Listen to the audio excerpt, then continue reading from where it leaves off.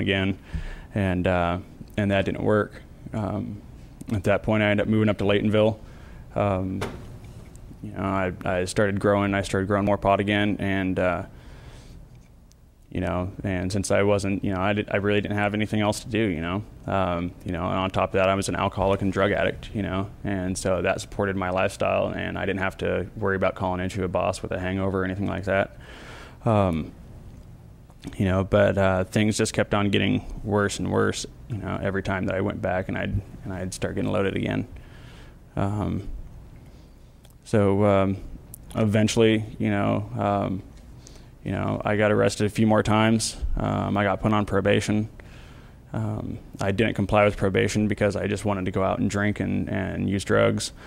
And, it got to the point to where one night I had warrants out for my arrest for not complying with probation.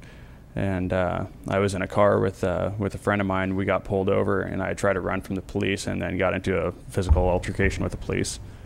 And that was pretty much my bottom. When you come to in the drunk tank, next to a toilet face down, that's pretty much about as low as you can get. I had basically turned my back on my family when they needed me the most. Friends, drugs and alcohol came first before anything else. But I got the opportunity to, I got the option of either going and spending a few months in prison, or, instead of doing prison time, I could do the drug court program and a live-in residential treatment program, and so I chose that. It's been, I really think that the easier, softer way would have been actually just going to prison. I probably would have served about 10 months down in San Quentin.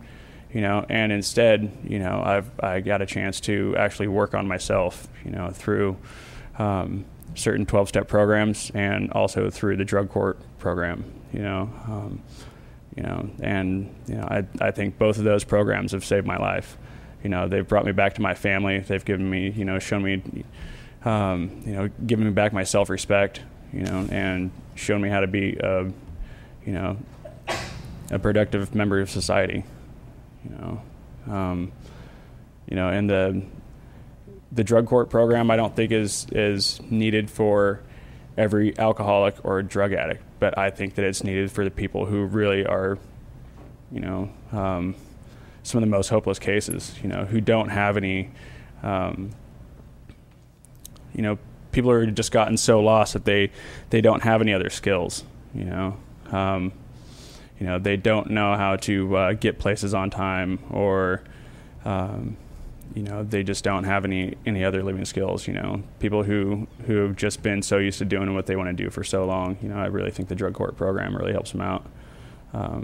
They have anger management courses. They have, counseling classes where you talk about your core issues. Communication classes teach you how to go and talk to people properly, and communicate your feelings, and I don't know, I just really can't say enough for that program and other programs also, because they've really given my life back. So, Travis, I have a question for you. I've attended a great number of drug court graduations, and I've heard a great number of stories.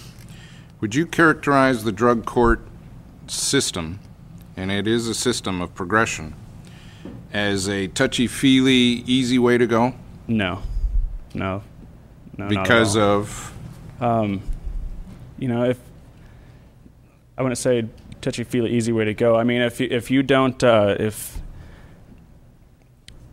say you miss an appointment, say with your probation officer or your counselor, that usually your consequence, your sanction for that would be going to jail for a weekend. Mm-hmm. There's certain things, if you do other things, other sanctions include writing essays, being held back in phase, so going out. To characterize, it's a very tough way to go. Yeah. And it takes your personal integrity to go through that. Yes, sir. Okay. Other questions of the board? I want to thank you for coming forward in a personal way and putting a light on this. Your story, unfortunately, I've heard in different manners several times through the drug court graduations.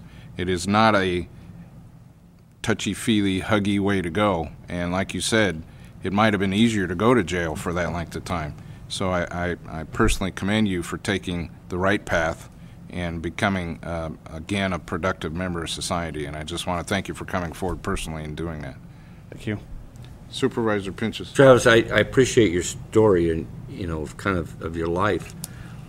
I really think there's a great benefit of having your story told in our grammar schools, not in our high schools, but our grammar schools, to kind of get upstream. And maybe it's something you might be interested in.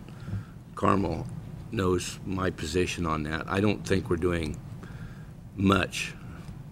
I'm not saying we're not doing anything, but I really think we got to get the message in our grammar schools, not in our even fine in the high schools, but we got to get upstream from the problem before the kids go down, like you say, you was, 14 when you started down that route. We need to get the message to the say 14-year-olds, because I think we're doing a very poor job of that. Seems to be all the emphasis is trying